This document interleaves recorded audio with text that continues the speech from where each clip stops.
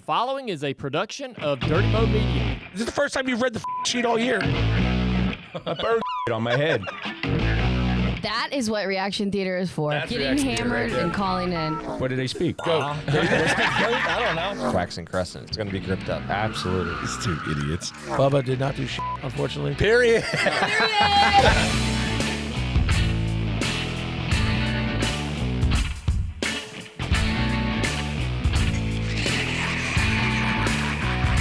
Hey, what's up, everybody? Welcome back to Door Bumper Clear. I'm Freddie Kraft, spotter for Bubba Wallace and Gio Ruggiero this week. Thomas, how are you today? Just got home from a nice 13-and-a-half-hour drive from New Hampshire. Did you drive the modified home? Yeah. Yep, that's good. Yeah. Should have left it there. Thing. No, the car was fine. Did you guys not have a good... No, it was fucking fast like it always is. And then it broke like it always does. Spark plug. The car didn't break. Spark plug. Carson, how are you today? I'm great. How was your weekend in Anderson? Honestly, for the officiating side, pretty uneventful, so I'll take it for once. How was the area? I saw you. Were you at the same bar every night? I saw a bunch of stories from... Dude, I ended up on Clemson campus on Thursday night somehow. I was at Sue's Wings and Things, and next thing you know, I was at a miniature rave in Clemson. So. Joining us today, I think it's a mirage. There's actually people from Hendrick Motorsports in the building. I see there's PR people here. There's a driver. There's a spotter. I don't know what the hell's going on. I think I saw legal too.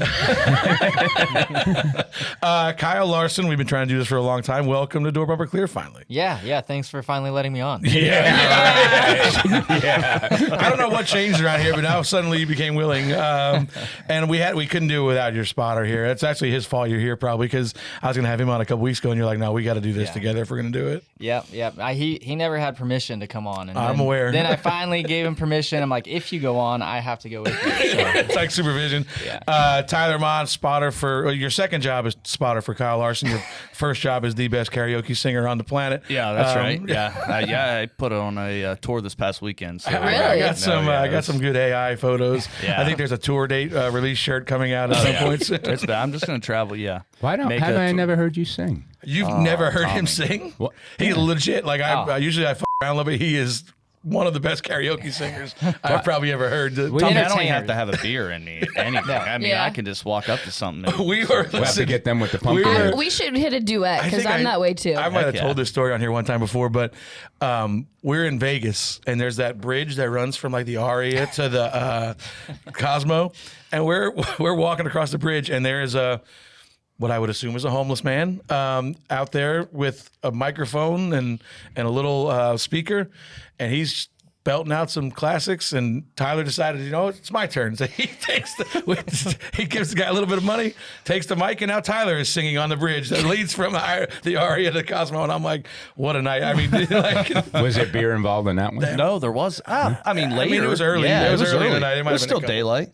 And we were in Vegas, though. So, Talk about, obviously, we've brought you on here to try to end this winless streak is what our number one goal is. That's really why I thought he's desperate.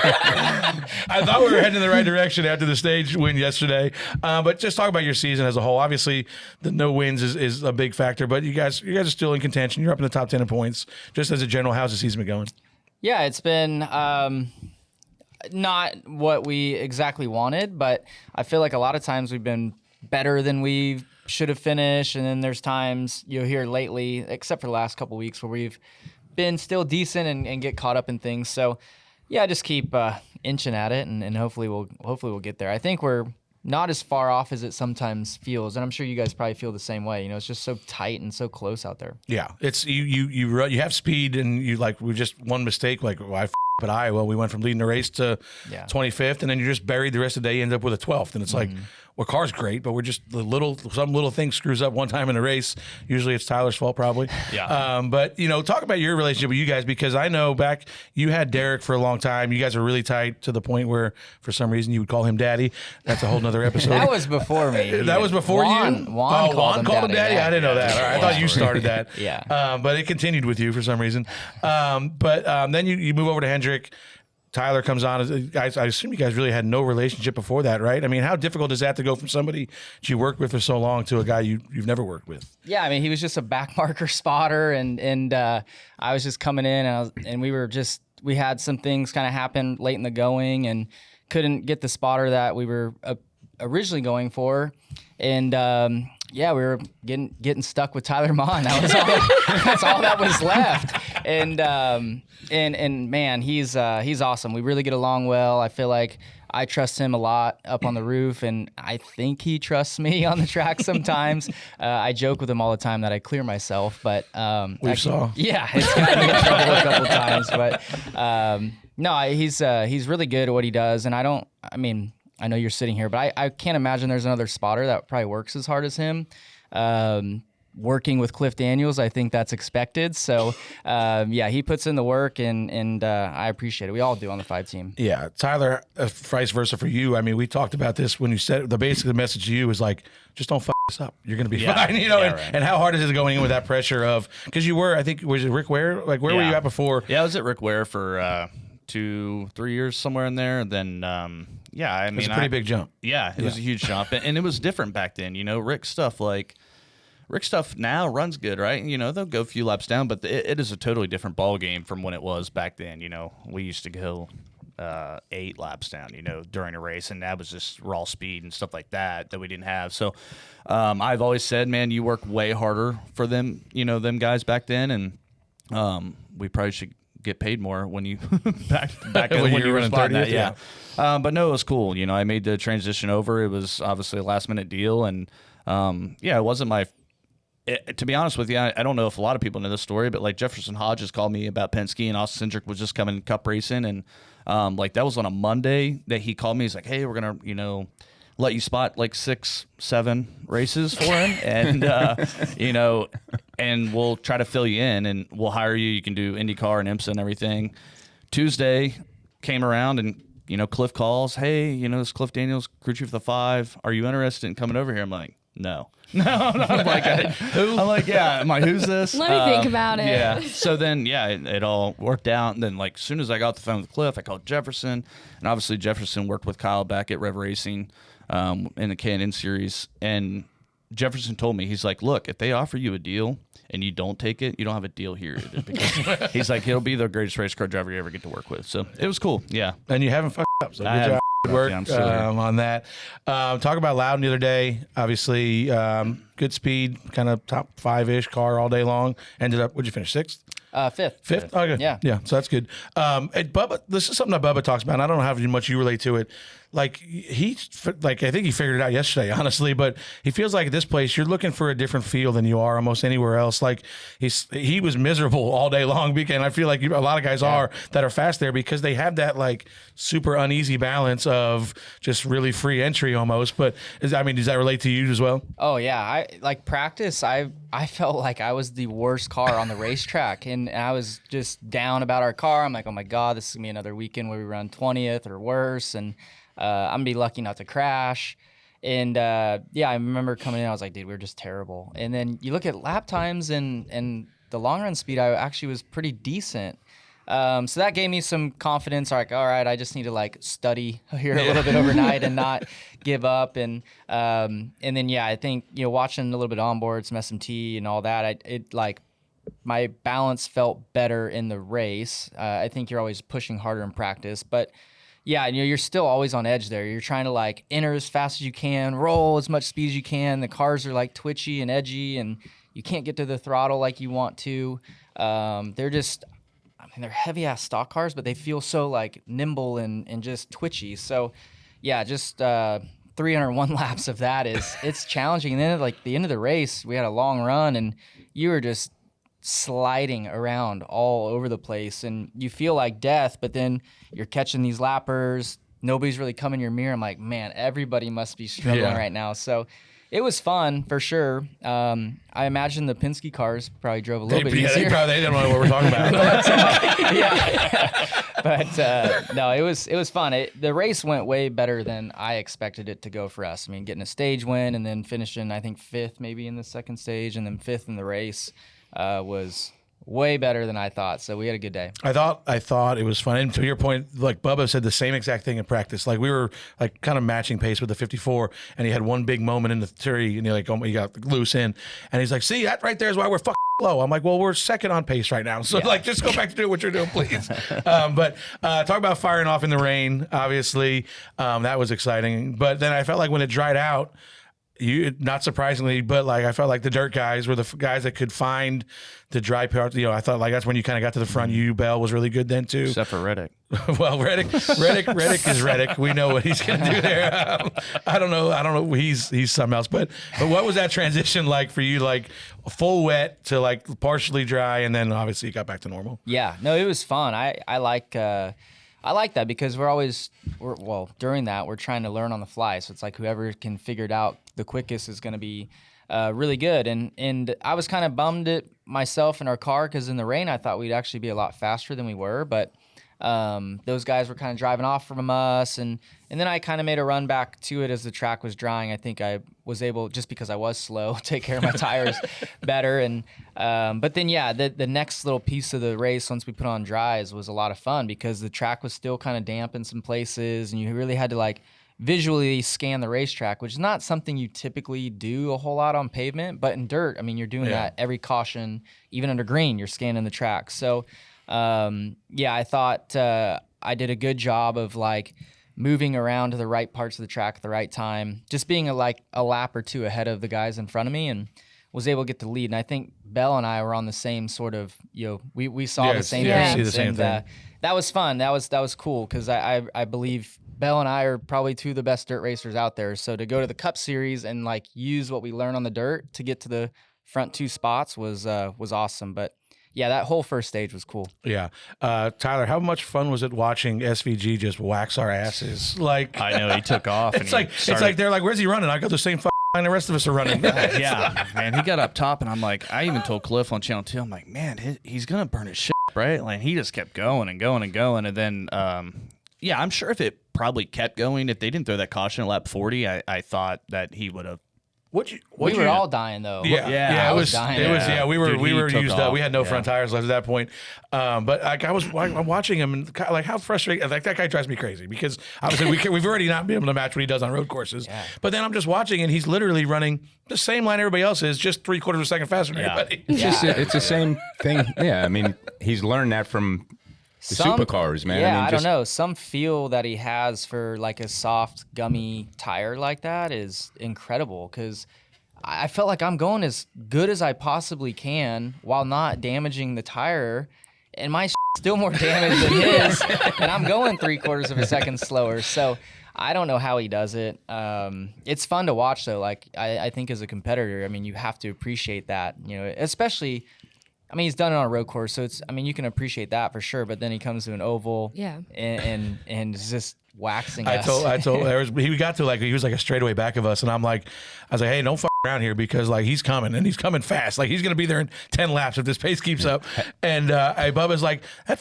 Was asking me for rain tips. He's like, have you learned? I mean, obviously you're one of the best race car drivers in the world, right? Have you learned anything from somebody like SVG, looking at his data? I mean, you can look at it all you want, but to like, I'm speaking like of replicating it. I'm speaking of like a road course, but like to replicate it is hard. And sure, I'm sure I've gotten better, 5% better maybe since he's joined the sport, but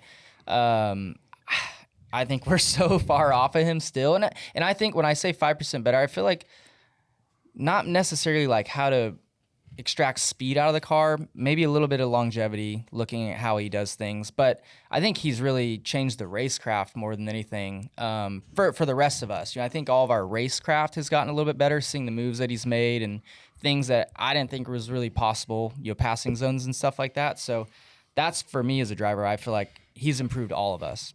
For the competition side of it, Tommy, what like the lap 40 caution? Obviously, they gave us 5 laps, no heads up that they were going to do that.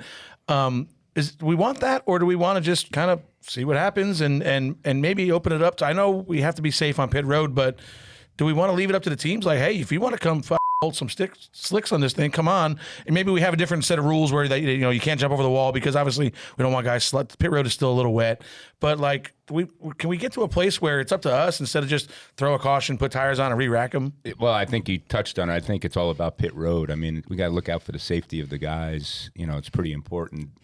I mean, you saw yesterday one little mistake with Bell there leaving when the jack dropped. Didn't notice his guy didn't run across his car. I don't understand. Everyone's like, well, no. I mean, can't you see your guy run across? Well, anyway, I mean, when I'm, it's slick, right? Tires are wore out. You'll come down pit road. You'll slide through the thing. You'll hit the guy. I mean, they got to be careful with that. But I would think it's going to be a time where everybody has run long enough on the rain tires, put on such a good show. They're gonna have to make it part of the race to make it and put it in the team's hands to take a gamble and put on dries or wets. Would you rather have that decision left up to you? Yeah, I mean, or for sure. Cliff, really, just hey. I think we all would. Like I think they can have a rule where it's like it's almost like the All-Star qualifying. Like, don't jump over the wall to the cars in the box. Like you got to stay on because obviously he's going to slide through. That'd be the biggest concern, I think. But and as obviously other guys, so it's tough. But like I just love to see that go back into the team's hands. Yeah, for me, I mean, I don't even think they need to implement any sort of rule like that. I think It's on you guys. Yeah, like I'm thinking to myself, pit road's slick, pit box is slick. I'm going to come in slower, So it's already a slick pit road, whether you're on wore out, dry tires. So I'm going to come in slower. And if you come in a little hot and slide through your side, that's on you. Kyle's not paying the insurance. Well, I mean, I'm curious what like pit crew members think if they would rather do it. I feel like our guys would love to do it. Oh, everyone would. Yeah, and two, for me, I think we've been doing this rain thing long enough now.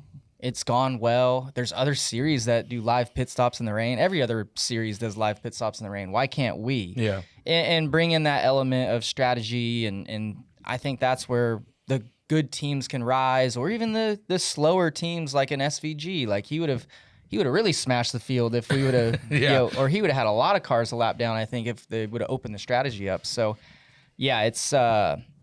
I think it's just time. Like we have the experience of doing it. Just let us open it up. Like why do you gotta handcuff Which I feel us? like back then they did. Like I remember the Roval one year. Like I know like pit road got dry. They competitive. Ty Dillon came down and when he was in the 13 car and he drove. Everybody else was still on rain tires. He took slicks and I just feel like they always that first switch is always like up to them. Like and then they maybe ended up open it up later. But by the time they open it up, it's I don't mind them the declaring the first thing whether like yes obviously it was wet, but they declare it's rain tires to start with. I don't mind that, but after that, it's a race. It's a race. Like, let us figure it out on our own. I think they're just trying to create. I just want to ask him a couple more questions because it's intriguing to me of watching. I've always watched everyone get out of, watching racing out of street stocks or modifieds. Like you just got out of a couple of weeks ago, Richmond in a Cup car, and you had to go run the sprint car, and you do it a lot, right? What's your mind like? Tell everybody like how your thought process is when you're getting ready to get in that sprint car, or vice versa, knowing the surroundings and what you have to do. What goes on? Not much. Not. I mean, honestly, just because I've done it, my whole career really of bouncing between a lot of different types of cars, whether it be even back in 2011, a sprint car one day, a midget the next day, pavement midget the next day, non-wing sprint car the following day. So like your mind kind of gets used to adapting quickly. And then now, I mean, it's just like a Cup car and a sprint car, and I do that so often that it's not hard to switch on. And back in 2011, I would have to like sit in the car and be like, all right, I'm in this car. It likes this. I need to look for this feel. But now, I mean, it's just like, you just buckle your seatbelts on and buckle your helmet and go. So, yeah, the Richmond to Knoxville thing wasn't like overwhelming to me at all. I had time too on the plane to kind of relax and just slowly build into the buildup of the Knoxville. And two, I was starting on the pole. I'd ran there all week. I felt like the track conditions were going to be a little easier than they've been all week. So I was fairly confident it wasn't going to take me but a corner to get up to speed. Do you think it was good strategy at Richmond for Cliff to tell you could possibly go to Knoxville so you'd go a half a second faster the rest of the race? Ironically, it definitely seemed like once he told me that, I was like, oh, let's go fast now. But no, I really think our car got better at that point. I will say after he told me, I was like, all right, do not crash now because I was like, everybody's gonna think, oh, He wants to get to Knoxville faster. Well, not that. Just like, oh, he completely lost focus on this Cup race. Is there any similarities now between those two, the Cup car and the Sprint car, of like feel? Not feel, no, but racing's racing. So I mean, like anytime you're in a racing situation, no matter what car it's in, I think that all kind of translates. So, I mean, I think, the way you drive it, definitely not the same. But I think restarts and the aggressiveness, and like yesterday when it rained and you have to hit the bottom, you can't slip off that lower asphalt, like that sort of thing of being precise and hitting your marks is all the same. It's all relative, but yeah, it all helps. How many months of planning did the Indy double take, and then how many hours of planning did the Knoxville double? Dude, yeah, I mean, was there a plan in place? Like, I knew there was obviously a chance, but like, did you have something in place, like if it happens, or did that all just kind of come together during the race? Yeah, I mean, there wasn't honestly like much planning that I felt like needed to be, other than stage the car and tell the pilots where we're going. Yeah, where we're going. So, and that's kind of ultimately, I feel like what it was. But I mean, I had let the pilot know maybe a couple days before, like, hey, I don't think this is gonna happen, but if somehow we may go back to Pella. And then obviously during the race it was looking that way. So they were able to organize, get my car staged, and then communicate with the pilots where we were going. So it wasn't as, I mean, maybe it was for everybody else, but it wasn't like as hectic and chaotic as the double was. I think that was everything was just more like planned out and fast paced, and like you have to hit this time, and that's a bit stressful. Yeah. How was the double for you, Tyler? It was all right. You know, I'll be honest, like spotting Indy cars was, obviously the first time I ever done it, 2 years ago with him. And when the race starts, it's it's almost like when we go to Daytona Talladega, it's a lot of, who can save the most fuel and have the shortest, pit stop, and then who gets out front, then it's a race at the end. But like the practices and like when they turn the boost up, there's nothing else like it. I mean, it's kind of incredible. So yeah, it was fun. I'm glad I got to do it. I just want to go back one time to the Indy 500, but I want to go to the Snake Pit. As a fan, I want it, me too. you should be on That's where I stage. wanna You should be, probably be yeah. on stage at the Probably, Snake Pit. yeah. Like, How did you? We could probably work that out. How did you fit in with all the other IndyCar spotters? Were you like the cool guy up there? Or were Singing? You kinda Were you singing? were you the Yeah, outcast? no. There is actually a lot of NASCAR Yeah. guys that go and do the IndyCar stuff, like the second spotter stuff. So I knew a lot of them guys. But go back to Snake Pit real quick. you Like, dressed- we're racing. Let's get back to the important part. Let's not talk about the Indy 500.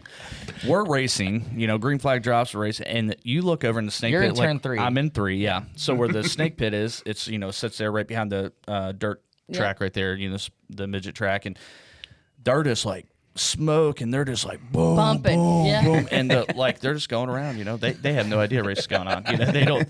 And then about halfway through the race, you just see these people start walking away. It's cleared out just- by the end Dude, of it. the And I'm year like, before- yeah, it's so insane. when did 24 was our first year? Yeah. doing it? So 23 we went and hung out and got to watch the start of the Indy 500, but I wanted to go to the Snake Pit and just to check it out. So I went over there like 9:30 in the morning. Oh, dude, it's And- like a all day. Well, no, I was gonna say then they have this like care center tent right outside of it. There is people just laid out, just like dead on these tables. Double IV'd up at 9:30 in the morning. Getting ready, but it's gonna be a long day. They were getting ready for the race. Maybe it was prep. Obviously, Blaney kind of kicked our ass again there yesterday. I thought he was the best car all day. We made a little run at him at the end, but he was on 2 tires. We'll talk about that in a minute. Bubba just kind of was chasing him down in traffic, got into 3, maybe a little hot one time, trying to position himself a little better on a lap car, and that was kind of the end of our race. He said he got a bad vibration after that. But it was kind of nice to be back in contention and Well, you didn't mess anything I up. didn't anything up like I did the whole day before. Yeah. It was a fun race though. I thought it was fun to watch. I mean, I know he was fast at getting to him, but when in the middle of the race or when Blaney got behind the 21, it took him 15, 20 laps or so to get by him. It was going to be, unless he moved him, which... we were going to move him. Okay. Yeah, Well, that wasn't going to be a problem. yeah, unless he moved, then there was no way he was going to get Yeah, it was. Get we were around probably it. going to cry. It was probably going to look like my race on Saturday. To be honest with you. Yeah. Dude, yeah. What were you? What? Well, listen. You weren't driving it. No, I wasn't. And I should. My only regret in that moment with Gio is, what I wanted to say is what I should have said on the radio. Like, everybody on the property knows you're going to go in turn 1 and crash right here, so please don't. And I was nicer about it. I was like, hey man, just like don't throw your whole race away. Don't throw it. Like we were going to gain a spot in points, chase cutoff race, and just overcooked it. He has a mindset of he has to win, and he's going for it. And he's trying a little too hard. I mean, he's got speed. He does everything right. We just have to get better at executing late restarts. But credit to Layne Riggs again. We're going to talk about him in a minute. They're hitting on all cylinders right now. But yeah, I thought the Cup race is good. There was a lot of guys. Gregson, Berry, Josh Berry. Well, Gregson was on last week. 10th is like a win for 10th for a win Noah, for right? him. I mean, Daytona might be We're tough. gonna go to Daytona. Might be tough. Yeah, this could be it. This is it. But Gregson, I Kyle's thought all happy. But Josh Berry had a really good run all day long. They kind of getting not penalized, but losing ground on pit road. He would just drive back up in there. Him and Bubba had a really fun race. Oh, man. That was sick. He got to us. Yeah. He got to us and just waylaid us one time. And He knocked us out. apologized. He did. Yeah, he apologized after listen, the race. He's like, man, I'm going for my job here, man. I hope everybody understands. Yeah, if they don't understand and get me back, I understand, but I hope everybody understands. I'm like, that's a good way to Fair put enough, it. yeah. He apologized. He said the same thing to me after the race too, because he ran into me earlier, and then I guess he ran the 54 through me. Yeah. So I was like, what the. But I also like the whole time like, all right, he's racing hard here. He needs to, and it was fun to watch. His car looked like he'd raced at Martinsville. But, no, he did a good job. The race with him and Bubba, him and Bubba was fun out the windshield. It was like crossovers. and then the yellow came out and Bubba's like backing up to swerve at him, and then he hits Priest and Priest is all pissed off. I'm like, this is great. Listen, I never Are said my you guy was talking to smart. yourself during all that? Are you going, I'm just laughing, It's Like, I'm usually just sitting commentary back. hitting his button and commentate for it. It was. I mean, it was a really fun race. We had a good race with Priest up there. It was fun to spot. It's good to be fast there and up front, and that's when it's fun. When you're stuck back in 15th, that could be like the longest race of the year. But I thought it was a fun race overall. But I did want to shout out for Gregson. He did run a really good race. They And were Zane. a lap down at one point. Zane was up His there. restarts were crazy. Yeah, up top. Yeah, I saw some He of was them pretty last good night. in practice. I was standing in 1 and 2 with Chad. We were watching, and full car was pretty good. He's good, man. And I don't know where. Like, obviously, he locked his deal up. Now Josh running well. Hopefully, him and his agent Dale Jr. can get themselves something locked up here pretty soon. I don't know where he could go. But it sucks because he should be part of the series, but just musical chairs at this point. But yeah, that's what else you got, Carson? What else from BS we have? Not much else on the Cup race. Truck Series race. Thomas. Listen, Luke didn't have a good day in the Truck Series. It's Luke. Luke had a tough weekend. Luke had a tough Overall, weekend. yeah. Obviously missed the show. A lot of trucks showed up. It was weird. It's not an excuse. I know. No. Listen, he didn't make the race. He's slow. He didn't make the race. No, he wasn't slow. He was 19th in practice. Okay, He I'm just saying he was slow in qualifying. Just a lot of things added up to from the end of practice to qualifying that there was a loss of thought process, and when he got in the truck to go qualify, I don't know. I'm blaming myself, man. It's been a hard couple days. It was a long ride yesterday because I thought I was doing the right thing by putting him in a position this year to run more races. If we could run 14th to 20th in that, it would be a good showing for him, which the first 3 or 4 races, that's where he was running when he was getting a little bit of trouble. He got loose getting in, passing trucks and shit happened, right? But these last 3 races have been absolutely horrible. And it's, it all adds up, man. It's just, you don't have people around him. I'm blaming myself because I thought that this year, getting a lot of laps, learning I did it with Priest, right? When he moved down, I put him with Johnny Davis. With Johnny Davis. He didn't have any money. He goes, I don't even know why we're doing it. I said, well, you're doing it for a couple things. You're going to get to all the racetracks. You're going to run all the laps. You're going to learn how to pit stop. You're going to learn how to get on pit road. You don't have the money now, but you want to come down there and do this. And it worked because when he had the opportunity and he had the money and he got in the Gibbs car, he won because he already knew, right? So I tried doing it this year with Luke the same way. Like, let's get him some laps. Let's learn some things, and it just hasn't worked out, right? I mean, the kid's got speed. I mean, he gets in my car and he goes fast. He runs up front. Everything he does in sim is right. He goes with Layne. He works hard, and I know he's got it. It's just I got to refocus. And I blame myself. I don't blame him. He's 20 years old, right? And I should have did a better job. The good neuse is I blame you too. So that's Do you it's all your fault. Yeah, and again, we're going to talk. Frankie Muniz, he gave up the truck again. Which, by the way, everybody. Tommy did not buy Frankie Muniz out of his seat. I saw a lot of that. I don't have any money. Tommy's got no money. We're doing this all blood, sweat, man. I mean, it's just like, they called me. I'm like, it's not my decision. If Luke wants to go run and get some laps, let him make the decision. I don't. I wish you would have called me because I would have told you not to do that. Yeah. That was a bad decision. But it wasn't his fault. Again, I know, but the it's spotter goes.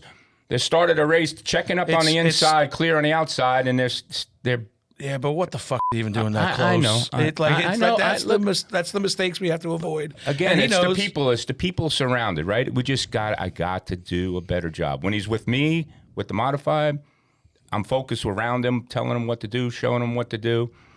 I got an 84-year-old guy with me, Forrest, with the modified all weekend, right? And another he looks 108. I'm running around my head cut off doing everything. I didn't have time, right? Yeah, and he needs to be in better stuff because when he's in better stuff, he runs well. Yeah. And then when he's not, I think he just makes mistakes trying to prove that he can do it, and that's when we talk about it here all the time. Look, he's passing for 14th at Dover with 30 to go, right, in that truck, right? He didn't do anything different than your guy did with $3 million a year. At the end. So it was a mistake. So it's a learning thing, right? I mean, he got in a 3 in a Dover where that bump is and was trying to pass a guy. Where's the worst spot, Kyle? Yeah. Right? So it happens. How difficult is it? You've helped Corey's one, that comes to mind. You have to beat these guys' heads. Sometimes you just got a 5th place car, and if you try to win with a 5th place car, you're probably going to get yourself in trouble. Yeah. I mean, there's that, obviously. But then it's everybody was down on Corey a lot this year, and there's other moments like that with your son and stuff. It's it sucks, but a lot of times you have to make those mistakes to learn from it. You don't want to. You wish it would just come easy and naturally, and every young 19, 20-year-old is gonna make the right decisions, but they're not. So I'm 34 and still do the dumbest on the racetrack almost weekly. So you do. Yeah, I mean, you kind of have to make those mistakes. He's probably.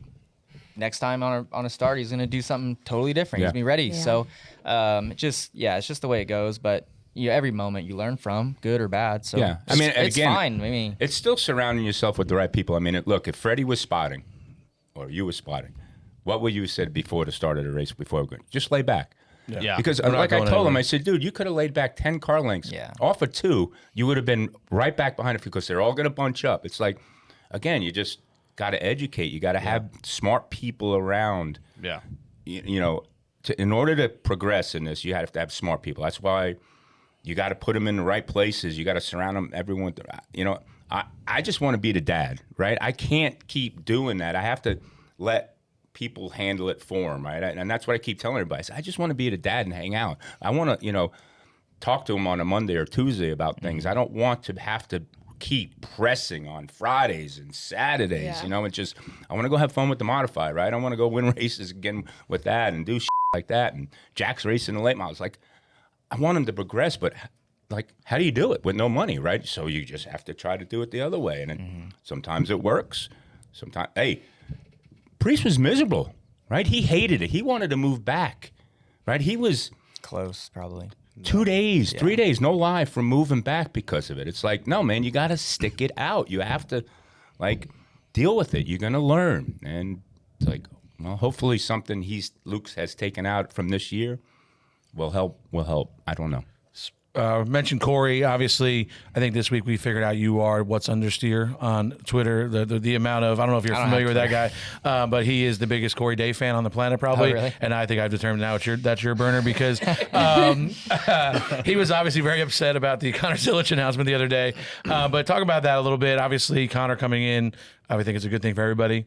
Yeah, no, I think we're all excited about it. At Hendrick, I think, although Connor's only 19, 20 right now, I think he's going to come in and make us all better, especially on the road course stuff. So, I'm excited about it. I've been around him a little bit the last few years with the Chevy program and Josh Wise and all that, and he's a cool kid, fun kid, works really hard at it, and just naturally good and talented. So, yeah, it's been.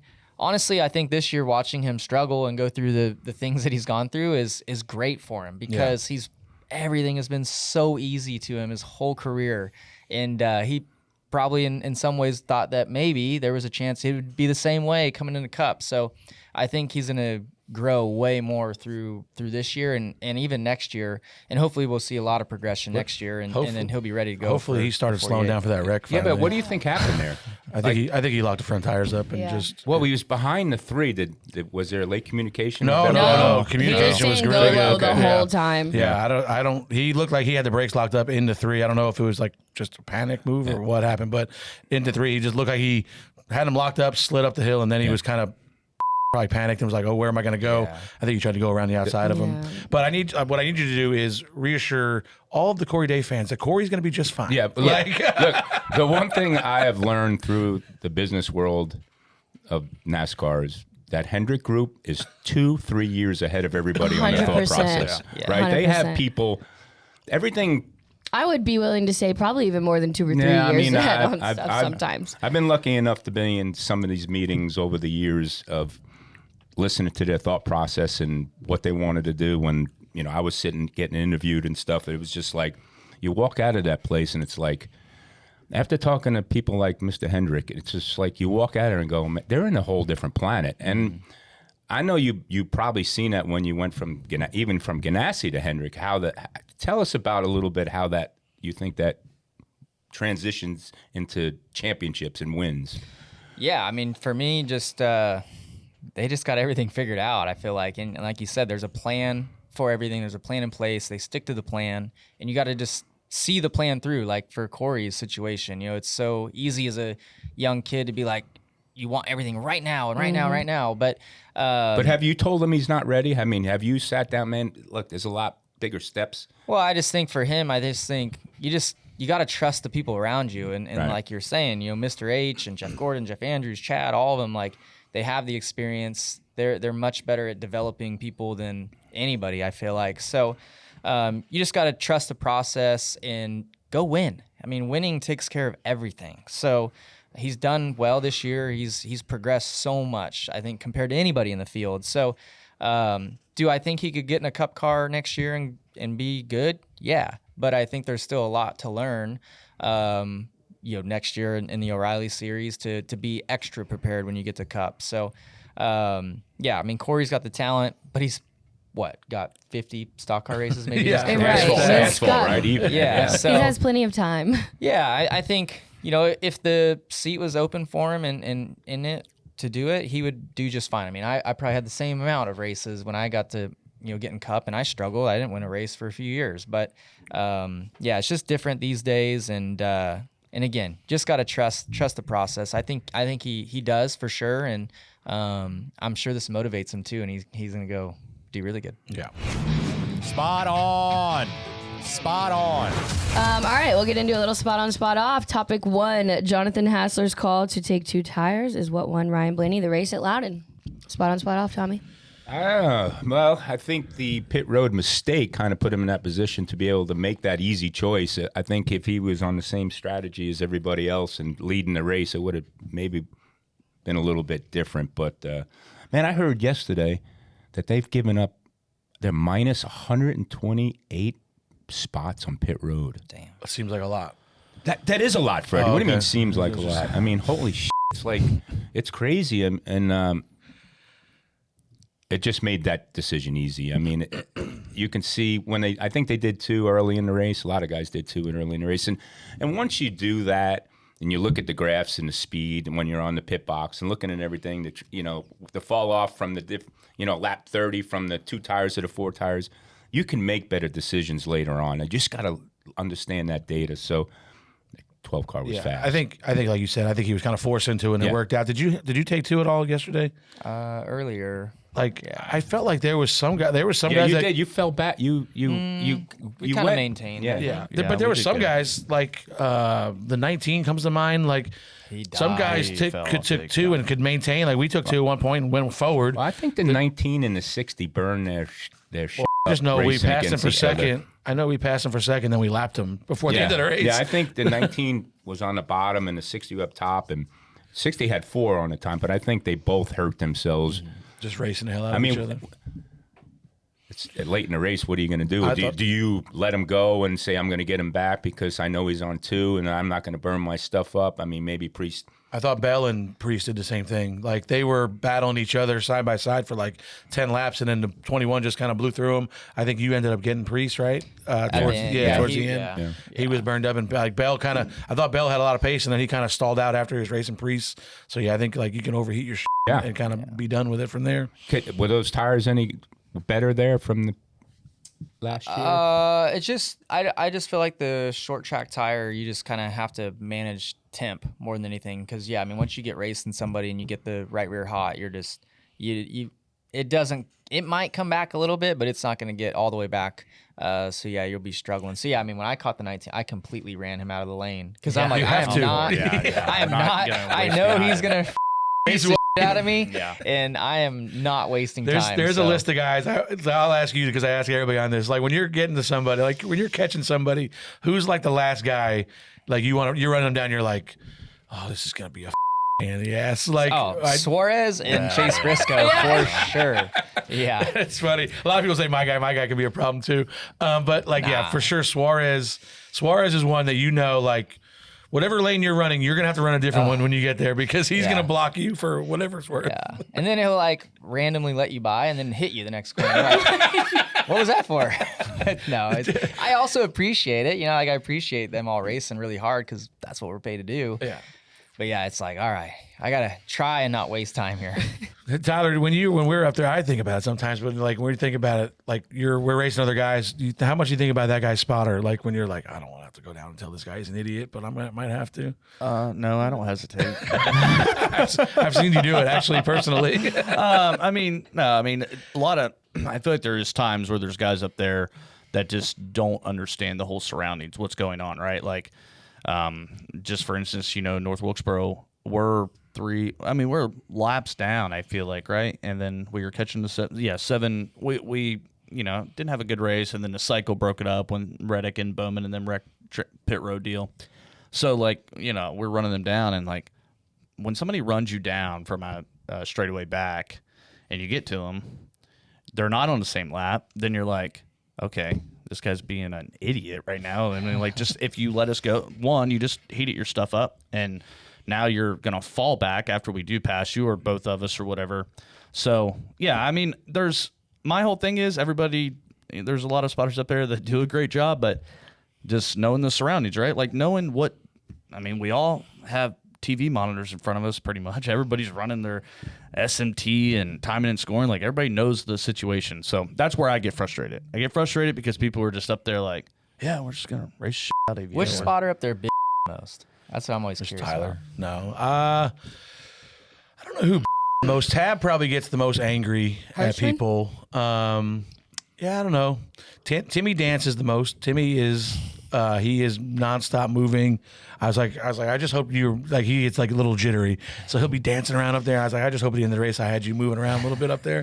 But yeah, nobody. I don't know. Jason Jarrett. Jason Jarrett. I don't know if I've ever seen Jason Jarrett. You don't even know he's there. Jason's so quiet. Josh very. Yeah. You don't even know he's up there. Is anybody really anymore? I got to the point where I'm like, it's not even. It's a waste of my time to walk down there, because whoever it is probably just an idiot anyway. But yeah, it's never, or it's me. There's not much. There's not a lot of Hirschman and TJ. TJ is the most out of anybody. That's the correct like answer. The mayor of the roof. No, he wants to be. He thinks Him and Hirschman are the very best at coming down and telling you how you can help them win. Yeah. Like, you should have done this. So I'm like, yeah, no, that's not. My point is not to help you, stupid. Like, I'm trying to do my own race here. Hirschman is the worst up there. I would say he gets. I the love most. it when Who's they his get spot into for him? it with Ty Gibbs. Ty, yeah. When they get into it together, that's my favorite because neither one of them have ever been wrong. Everyone sits back. So everybody just looks back and we're just like, oh, here we go. It's gonna be fun. Yeah, it's interesting up there. Carson Hocevar says, I just got wrecked after contact with Connor Zilisch. Spot on, spot off. Fred? He was just a. You were just praising him I know, like but a week ago. I mean, even at practice, the guy's in the fourth groove. I mean, just were you around? Never in I'm practice. like, what is he doing? Like, he was just unwound for 2 days. I'm sorry, he just. 2 days. That pink card Listen. that his girlfriend designed had him all damn spooled up. Anyway, well, he was right. He did get wrecked, but unfortunately, he was by himself. I don't know.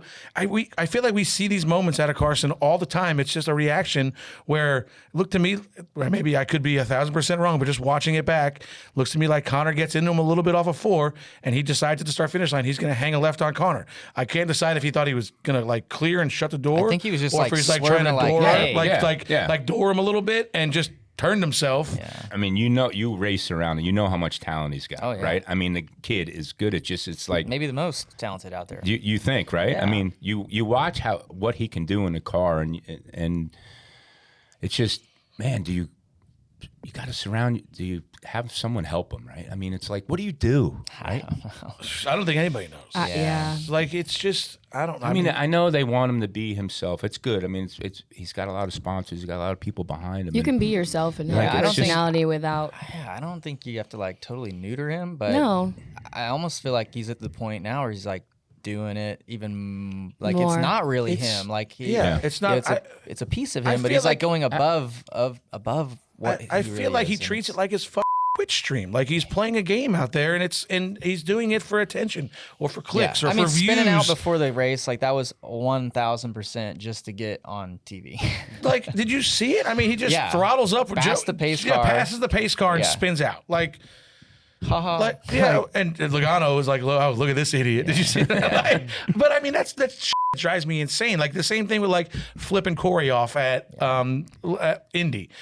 Corey's obviously Corey not can't see looking. you. He just does this stupid for attention, and great, he's getting attention. We talk about him on here every because of it. But he leaves us no choice because he does a lot of dumb all the time. When he's on, right? But Yeah. I blame the spotter. Tyler, I do. I think he needs to do a better. That's his daddy, in my eyes. here we go. Another daddy. No, spot. I mean, I'm look, sure everybody's trying. Yeah, I don't I'm know sure. that we I can don't help think people him. are telling him like, "Hey, go." Yeah, but as much door as everybody. Tyler is studying and do all this stuff, he's got to maybe change his focus from that.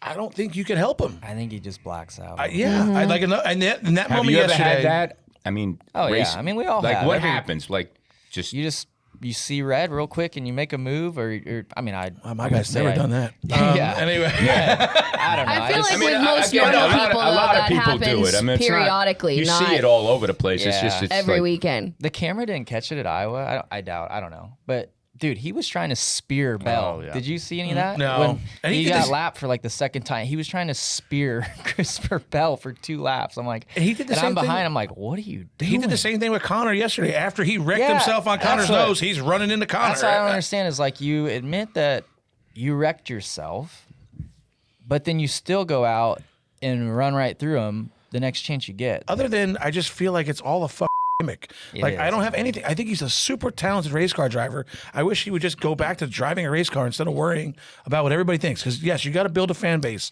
but eventually, like you just, it's everybody's gonna get fed up with your shit if you're not. If you're running like this, if you're competing for wins, winning Talladega, great story. Unbelievable celebration. If you're competing for wins, yes, you're gonna like continue to stay up top. But if you're just playing in this gimmick every week and then you're running 20th now, like he has been the last 3 weeks, it's gonna be. It's gonna get old pretty quick, I think. Yeah. Tyler, I didn't get you a chance to talk. I mean, I know. You got be anything- you careful. got anything to add? You gotta race this guy all year. So. No, I just, he's very talented. There's no doubt about it. I mean, he shows up every weekend. He shows a ton of speed, and I think there's times where, like, I'm not blaming Tyler at all, but you got to have a good group around you, right, to try to get you back on track. And hey, when he drives up to 5th and 4th on speed and passes all them guys, okay, and kind of like gets to the next guy, don't make a dumb move. Just run 4th or 5th. Okay, let's get to the next, stage or whatever, and, let the pit crew do the work, and next thing you know you're top 3, and then you have a shot to win. But taking yourself out of races, and trust me, he's not the only one that does this. There's a lot of people that do this, but Carson has a ton of talent, and eventually, hopefully, it comes to him, and hopefully it does work out, and I'm sure it will. It will. Just gotta keep him under wraps and put the good people around him. I know. But the one thing I saw yesterday that kind of, and this has really nothing to do with Carson, I've seen other people do it. He spins out right at the end of pit road, just drives up the wrong way, goes to his pit stall, which is like 10 stalls in.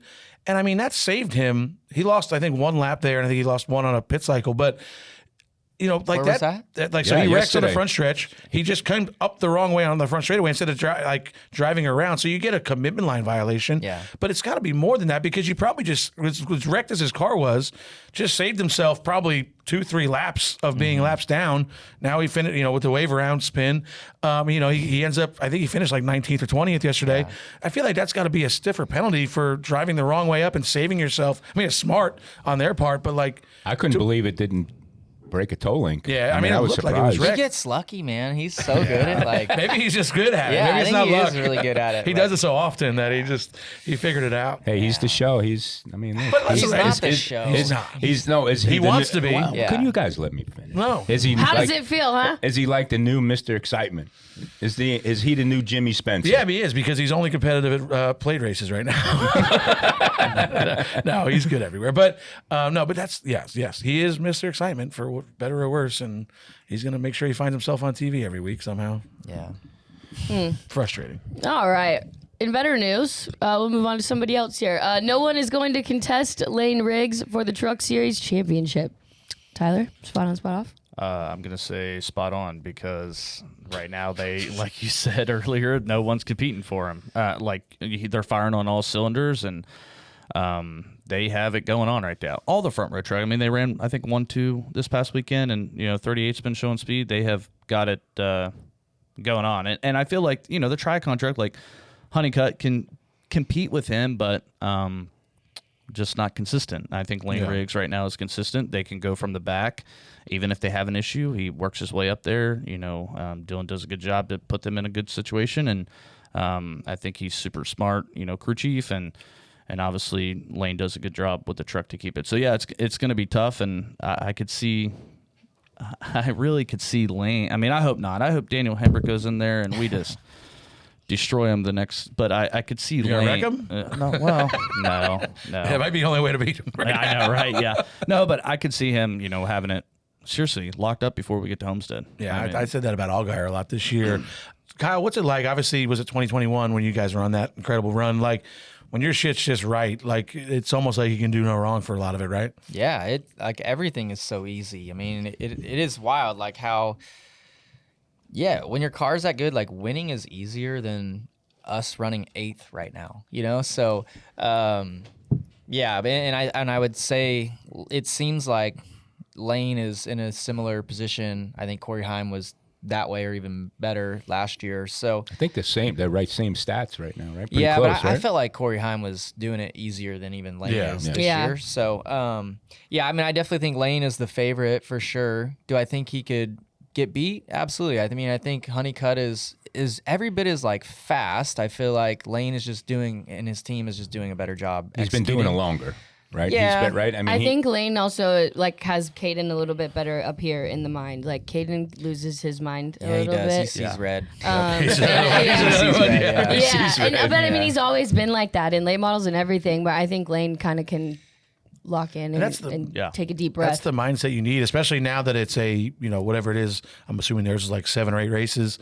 That's the mindset you need of, you can't throw it away one day because you're having a bad day, which I think, Right. my guy's guilty of. We have speed that can match them guys or close to it sometimes, but like we're a long way. I feel like we're a long ways away from contending because of the mental mistakes that we make at the end of the races sometimes. So yeah, I think like Kyle said, he's got the speed. He's the favorite for sure, but anybody can be beaten. And listen, the 38 truck's been just as fast lately. Yeah, I would say it's between the 38 and Honeycutt. Yeah. To challenge him. But. Truck race. John Hunter, boy, John Hunter's having a rough. Was he being a menace in that too? Yeah, he dumped whoever, Landon Lewis, like Jesus. like 10 laps in. It felt like I was probably a little longer than that. Dumped Gavin.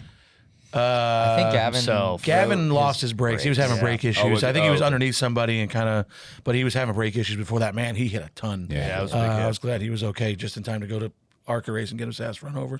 Yeah, that was truck race was exciting. Hey, I will say the truck race was really exciting. The race for the final spot Yes, was Garcia and Ankrum. so entertaining. I was Yes. watching, And on the TV, and I was like, damn, this is kind of cool. And then like Ankrum's figuring out his truck at the end, and like you're seeing the points kind of change. And I felt like even without the caution, he might have like passed another guy to get himself in. So I thought a season-long championship to have 3 guys coming down to like a single position at the end was really neat. I thought it was over. Like the week before, Chris Lambert's a good buddy of mine, and he spots for Stewie, and I was like, he's like, yeah, we're fucked now. We wrecked. We're way out. And then I looked up at like Stewie had that pit strategy. He was running like third, and I looked at our point standings live, and I was like, oh, he's in. Like, how the hell is he in? And I looked, and Ankrum was struggling, and then I looked back. I was like, oh, Stew's out. But now I saw the cut line was a really good battle. That's what you want when you have this format, right? Homestead has been announced as the 2027 NASCAR Championship weekend venue. Spot on, spot off, Kyle? I mean, it doesn't matter to me. I love Homestead, and I feel like it produces a good championship weekend and good racing. So across all 3 series, so I'm spot on with it. Do I think it should rotate? Yeah, also, but there's only so many tracks that you can rotate it with. So I don't know.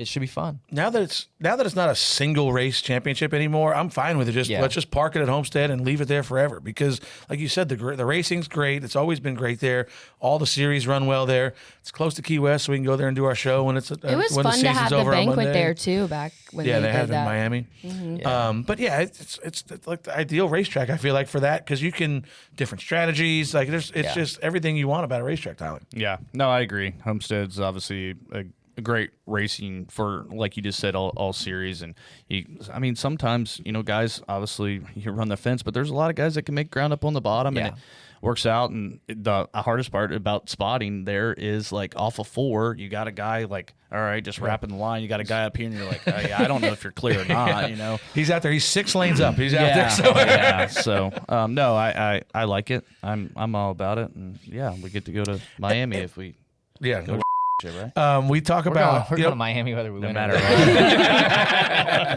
not. we talked about SVG earlier and applying. That's a place where everybody's like, obviously, he's like, oh, Larson's going to kick our ass when we go to Homestead, and it was, nobody. Everybody's like, why can't you just apply what Kyle does? It's the same thing, right? Like it's.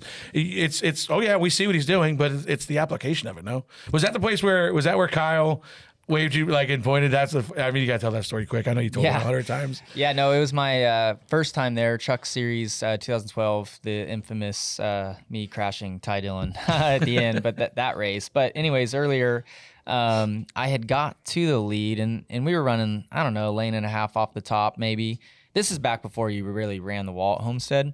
But anyways, Kyle ran me down and passed me and then like stuck his hand out and was pointing me to go higher. And I was like, all right, I'll try and go a little higher here, and it was like way better, and I ran him down past him, and then Homestead really from that point forward has just been probably my best track, or like most dominant style oval. But then as like the years kind of progressed, then you figure out like you can get in this pocket on entry and carry a lot of speed and. We figured out where the barrels were at pit road also. We found every square inch of that track. So. I remember, I think it must have been 2013. Bubba was in the KBM truck, and we were like fastest in practice. And then Kyle goes out there and just starts ripping the top, and I'm like, oh, shit. So Bubba's running the same thing, like a lane off the wall, and I'm like, all right, I probably like the 32 truck or something. I say, here comes Larson. You're gonna have to run where he's at. So like we let you go. You go in the corner, and he's like, off. He's like, no, I can't do it. I'm like, well, you're gonna have to try. And sure enough, like after like 15 laps of trying, he gets going good. I'm like, all right, you're there. Boom! Now we're in the fence track, the right side off. But I think we won the race that weekend, so it worked out well. But the first time he saw it, he's like, no shot. I can't do that. I'm sorry. Yeah, no, it's fun for me because it's a track that like I naturally in that style I've adapted to, and then you see people trying it in practice or at a test you might go and they'll be able to do it for a handful of laps, but then repeating it for a 30 lap run is I think where I can just get into a nice rhythm. So it's sick. I love it. We can tell. Yeah. We can tell you like it. Yeah, that's why that question was for you. This next one's just a quick one just for you two. Yeah, quick one. Spot on, spot off. Kyle Larson will win a Cup Series race before the end of the season. It's Daytona this weekend, man. Yeah, he's Went on here. Door DBC Number here. Clear, DBC yeah. bump. Yeah, we're gonna get our first Speedway top 5 and win. And We expect a I think shout it's the out. spotter. Yeah. The spotter's not doing a good No, job. Tommy, No, I've it's won definitely a me. lot of speed races. Yeah, I got Corey Day's first win. Yeah, tell Cliff is one as an engineer, right? I'm sure. Yeah. Hey, Common denominator. Yeah. There's a lot coming from the unemployed gallery over here. Watch the race. Get your calls in if you're looking for a good time. All right, it's time for Reaction Theater, where fans can call in and voice their opinions from this weekend's race. I know I'm excited to see what kind of calls we got for. I'm not. I'm nervous. Do you listen? Do you listen?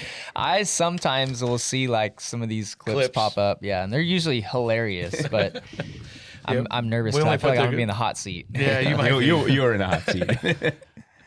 Larson, when people come on, they typically get baptized in a certain way, and this is going to happen to you. So Great. sorry for it. All right, thanks for the heads up. Yo, Kyle Larson. That's it. That's for you, bud. Oh man. Hey, I got a Kyle Larson story. I went to a dirt race in 2019, my first time at a sprint car race. And me and my dad walking through the pits. This dude comes flying around the corner in a golf cart, slams on the brakes, almost hits us, looks at us with like deer in the headlight looks. It's Larson. And me and my dad were both like awestruck that we almost got obliterated by Kyle Larson, which is, a lot of people's experience on Sundays these days. But it was a lot of fun. Made me a Larson fan even more than I already was. So made a lifelong fan out of me. It was pretty funny. Still talk about it to this day. That was fine. Yeah, that's good. You good. That was a good all one. We got to bad. throw in a good one. Yeah. You almost ran the guy over, but I mean, you almost killed the guy, but it's fine. Here's a good one. Before I light up another left-handed cigarette, as Tommy's old ass would call it, I'd have to say, unfortunately, Kyle Larson, and you are in my NASCAR nightmare blunt rotation. But don't feel bad because the rest of those dweebs at Hendrick are there with you. All right. Not really sure what any of that meant, He's smoking weed, and Yeah. he doesn't want to smoke weed with you. Okay. So, Yeah. but darn. What a shame. or anyone at Hendrick, apparently. Yeah. Listen here, Kyle. I'm really conflicted about this whole double thing. On one hand, you did come out of it with a win. On the other hand, it just seems like all these doubles of yours end up being exactly 350 miles by the time they're done. Dude, that's true. That's an accurate statement. Yeah. How many miles was the Richmond I race? don't know. Oh, the Richmond race? Yeah. 400 probably? Is it 400? Yeah, not miles. It's 400 laps, so it's probably a little bit, Well, let's a little see. bit less. Yeah, Probably about 300. Yeah. Maybe eventually I'll get to 1,100 miles. We had a couple up, maybe just a Yeah. couple years together. I gotta say, I thought the documentary was really cool. Like, I watched it, and I know you guys obviously wanted the racing to go way differently than it did, but I think it going the way it did opened up a big opportunity for like more of a look into your life and your family and stuff. Like, I thought it was really good. Yeah, no, thanks. It was, I thought they did a good job of kind of piecing together and showing how tough racing is and like how emotionally challenging it can be at times, especially when you want to do good in a big event. So, Yeah. it was fun to be part of. Glad it's over. About to go put on a mustache and bang my wife. Go 12. Oh my God. Hey, congrats. Yeah, way to go. Good for them. Put on a mustache? Yeah. Did I hear that right? Blaney, Blaney's Blaney, mustache. Oh, Jesus Christ. Was that Feetlewood? That might have been Timmy. Yeah. Timmy's calling in now. Leave Timmy alone.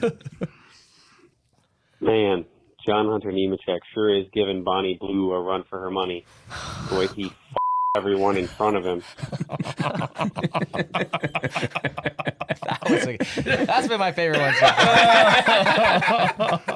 Listen, he's not wrong. I mean, I don't We know what to tell got a Bonnie Blue shout out on door bumper clear before we got GTA 6. Okay, so is it just me, or is it ever since Carson Hocevar started getting some Hocevussy, he's ass? Ugh. Yeah. Man. Yeah. So, so the fans called in, and they're calling the Hocevar fans now Hocevussies, and that was where that related to. And listen, maybe it's not inaccurate. I don't know. It seems. What do you think? The timeline lines up. What do you think? I have no comment. You think there'd be a lot less tension? You would think. You would think. You would think. That's, yeah. All right, I got one more. This is from Caleb. He wrote a Kyle Larson song. Oh, boy. And I just want to say, Caleb, you can stop messaging me. And he hit me up on every single possible thing: Instagram, Twitter, LinkedIn. I'm surprised he's not on I'm surprised he's not at my Ring doorbell. But anyway, Kyle's going to use this for his walkout at Bristol. This would be Tyler's next karaoke song. Oh, There we go. It's been a while since I've sent a song into DBC, but I heard my favorite driver was going to be on the show this week, so I had to write one.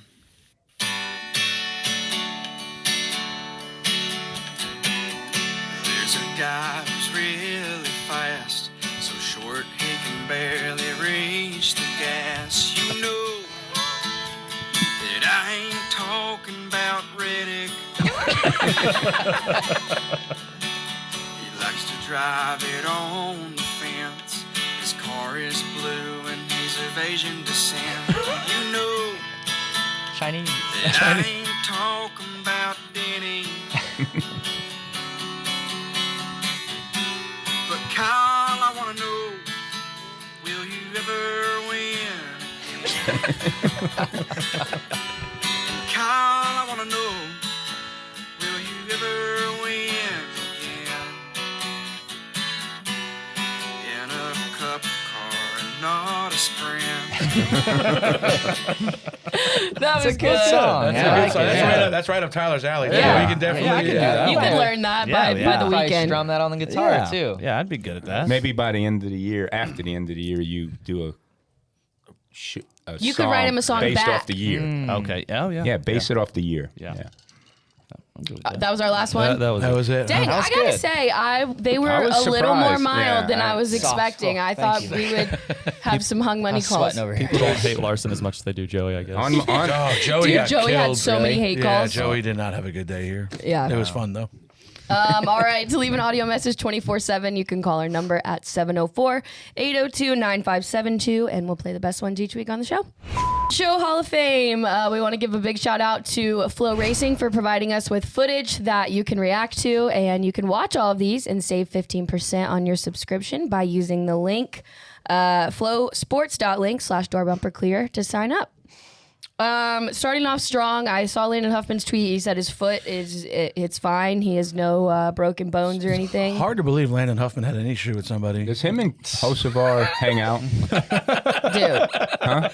Did they hang out? He did like this. He kicks the shit out of this thing. I'm surprised. This is he- a fine right here. He's leaving his pit area to go confront another competitor. That's gotta hurt a lot in a racing shoe. No. Also, fun fact: when he punched in the window, he punched the window net. He didn't even he's an make it idiot. to Tyler. But like, This is such late model racing. to me, oh, too. but I mean, does that? Hey, Have you ever easy kicked now. anything? No. Huh? Have you ever kicked anything in general? But then, like in a racing shoe, it's gotta hurt. Like, Because nobody's doing any of this in dirt racing. you know, guys don't. Well, Yeah. I mean, This I is mean, kicking that embarrassing. door can't feel good. I mean, you're kicking the door bars right behind it, basically.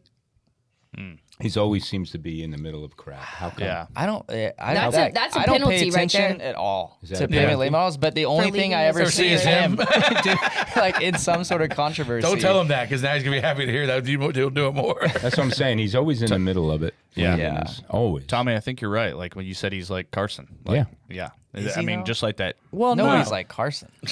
nobody's. but like he. Like Carson's not doing that. He'll No. get out and be like, No. Like, No, I get that aspect, but I'm just saying, like, yeah, Landon is always in something every single weekend. I Yes. feel like.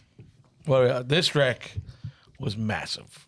The Bettenhausen wreck. You see this one, Kyle? Oh God, Oh, yeah. yeah. This is crazy. If you look right at the start finish line, he see jumps it? the wheel. Oh, yeah. I don't think anybody could actually see it, but and that's just a visibility thing, Kyle. Yeah. Right. I mean, he can't see that guy in front of him, probably. Yeah, no. I ran some Silver Crown stuff in 2011, and we had at Terre Haute. It was a day race like this, and I started 4th, and I couldn't see anything. And same sort of thing happened. I think T-Mez maybe did the same sort of thing. So, yeah, like you can see it from the camera from that angle, but when you're behind the wheel, like it's white, like you can't see anything. So dangerous. Yeah. Day racing on dirt is and we saw a huge ARCA wreck. and then you have 75 gallons of fuel behind you. Look at that. I mean, that thing is. We have Spotters, seen. Kyle. Would They think have spotters. spotters, Do they but have I mean- spotters? Yeah, they have spotters, The but spotters can't see either. yeah, I mean you can't. I did see. ARCA races there. You That can't see.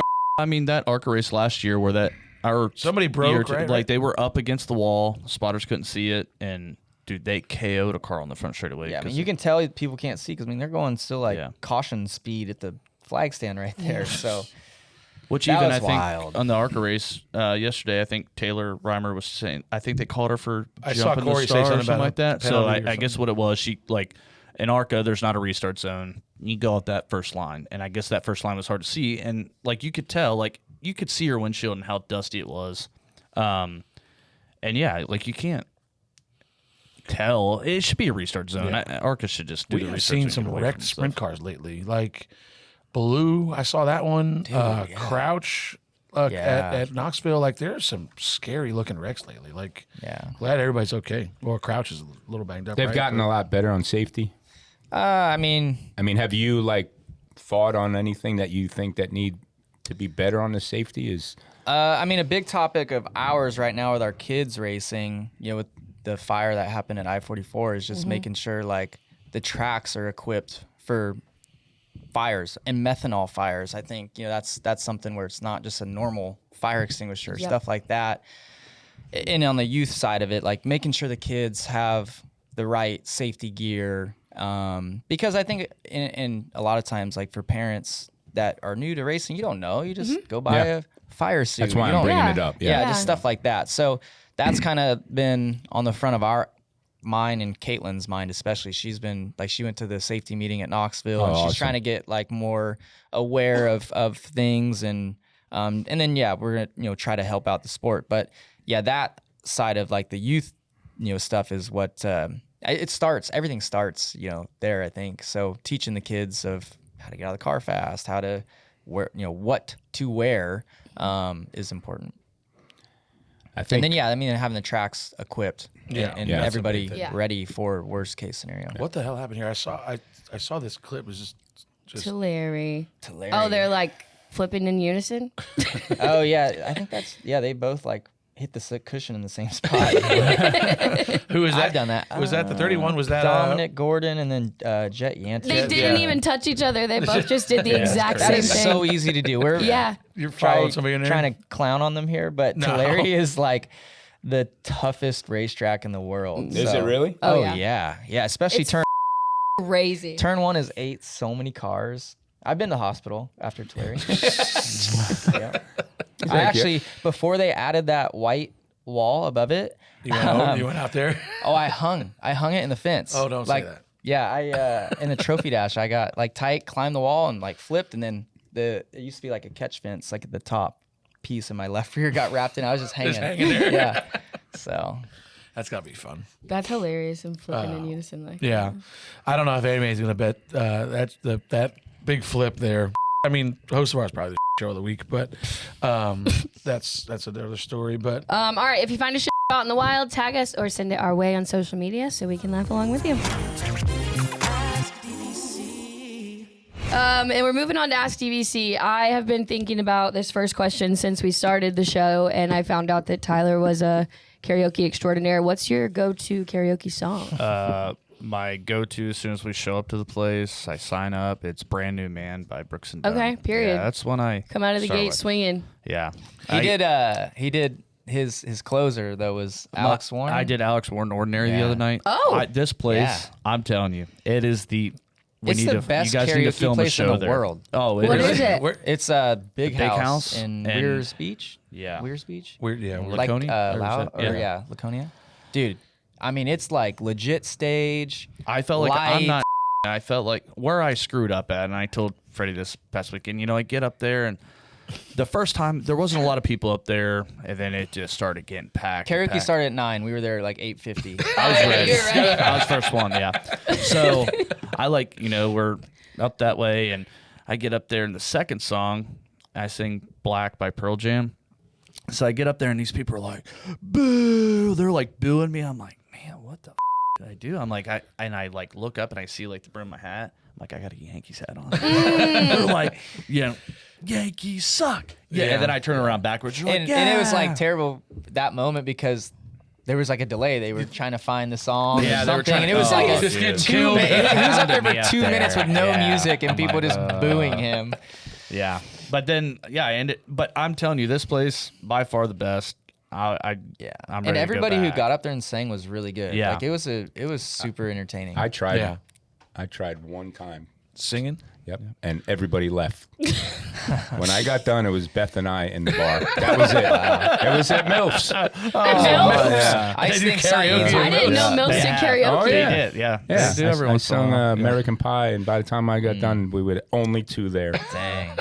Saeed's was the best. Yeah, Until yeah. this place. So. Saeed's Loudon is shot up the list way of up there. like Yeah. tracks. Yeah, favorite I've tracks always now. hated going to Loudon, but I'm like, yep. No, I'm now he's ready. going. Well, Yeah. 2 years ago we went to like it was a bar 2 down from it, Oh yeah. and they had karaoke.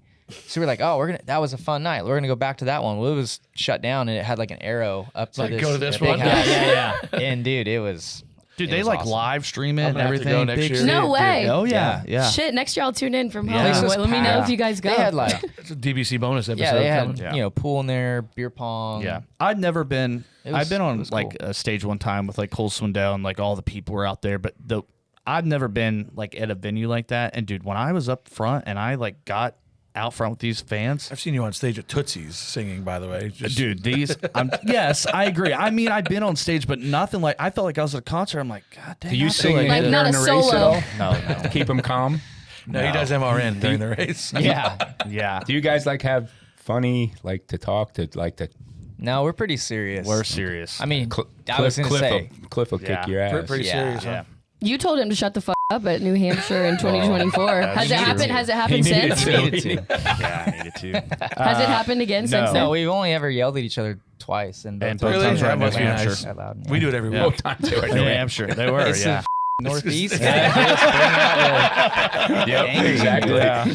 I did want to ask you quickly about, I got to get out of here soon, but High Limit, obviously things going well. I would assume you got teams like Spire buying in, Chase Briscoe now buys in, everything trending like how you want it to with this charter deal and everything else? Yeah, I mean, I believe so. I think to me, it's neat, like when you have Aspire come in or Chase Briscoe wanting to come in. I mean, there's 2 avenues they can choose. You know, if you want to be on national tour, you can go Outlaws or High Limit. And yeah, they believe in the path that we're on, and I think that's awesome. I think that speaks a lot about what we've done to this point, and we've only been a series now for going on 3 years. So. Yeah, it's awesome. And then, I mean, obviously the on-track product's great. There's so much unpredictability, I feel like, in High Limit. You know, you go to the Outlaws and it's like, okay, it's going to be, well, right now it's going to be Sheldon, Buddy, Gravel, Carson, Logan. In High Limit, it's like, dude, I mean, Yeah. Rico might take a provisional. He might win the next night, That's right? crazy. So, like, and then there's, I mean, 5 or 6 guys that could win the championship. So it's fun. I like it. And, yeah, I'm proud of what we've been able to accomplish this point as a series. Talk about watching the kids race. How's that been? Yeah, it's fun. Yeah, it's always good seeing your kids enjoy something and do good at it. And this year we started our own team, so that's been It's hard a to lot of believe you fun. trust Clinton Boyles that much, but I mean, Yeah, no, him and Carson do a great job. So yeah, it's fun. Owen, dude, he's racing. I mean, the adults he's racing with and kids, like they're really good. So he's been getting a lot better this year. Audrey, she's been killing it in the junior sprint. So at what point are they gonna have to start racing each other? Audrey's 8, Owen's 11. I mean, it'll be, Couple years from now. How's that gonna go? Oh, it'd be great. Yeah. Oh yeah. Yeah. No, Audrey. She talks a lot of smack. So. What is Cooper? She seems way more cutthroat than Owen is. Like way more. Dude, Audrey's playing like ice hockey and shit. Like she's hardcore. Me and her go at it like every day. So I'm watching. We're at dinner the other night, Saturday night, and I'm watching Millbridge, and she was light at the scales, but so I'd start last in the heat, and like she's lagging back on the start, running this crappy line, and all this, and only passed like a couple cars, and I'm just like, you suck. Like, he was fired up. He's like, she enters the low, then she slides to the middle. I text Caitlin, I'm like, put her in the cadet series because she sucks. Right? Like she's running like a cadet kid out there. So then they FaceTime me and she's sitting there. I'm like, what are you doing, Audrey? Like, come on, you're better than this. She's like, well, you suck in NASCAR. So we're just going at it, you know. And, an 8-year-old. Yeah, she's like, she does not play. She's like, don't even talk to me. You suck too.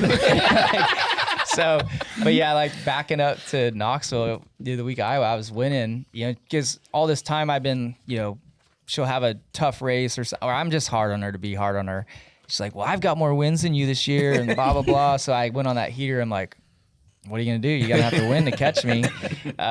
So yeah, no, it's good. I like bantering with her and she can take it. And I think she'll give it back. And like, we'll be I watch her like at Millbridge. Like joking. I'll see her in a crowd of kids and she's like kicking boys in the shins. Oh, and yeah, like, I mean, she holds her own.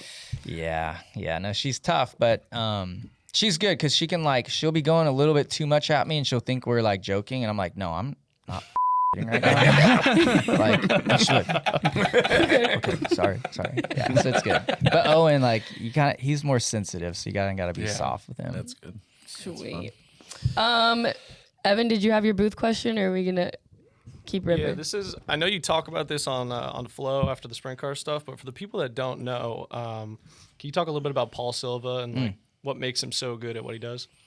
Yeah, he's just Paul's amazing. I think Paul, it's a lot of crew chiefs I feel like have experienced racing something, and Paul's never been in anything. And I think that's what's so awesome about his success is that he can like see what the car needs and not necessarily have ever felt it. And I think that's what makes us good because I don't feel like I'm the best at describing what I'm feeling a lot of times, but he can see it and fix it, and then I can just focus on driving and being really good and fast that way.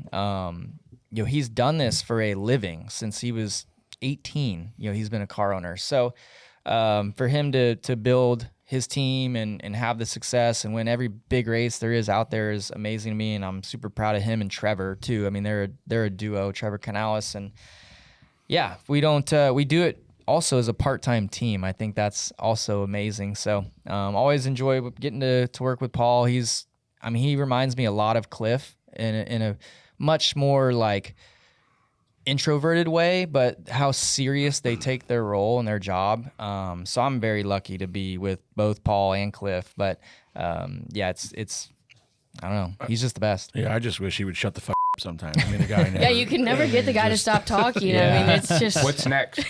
For what? Sprint car. I think you're done, right? Yeah, I won't run again until the winter. Yeah. I'll go out to California, run a couple midget races probably. Are you running Chili Bowl? Yeah, I'll do Chili Bowl. Maybe. When's that Daytona test? No, I heard they canceled it. They canceled it? I heard. Oh, yeah. that'd be.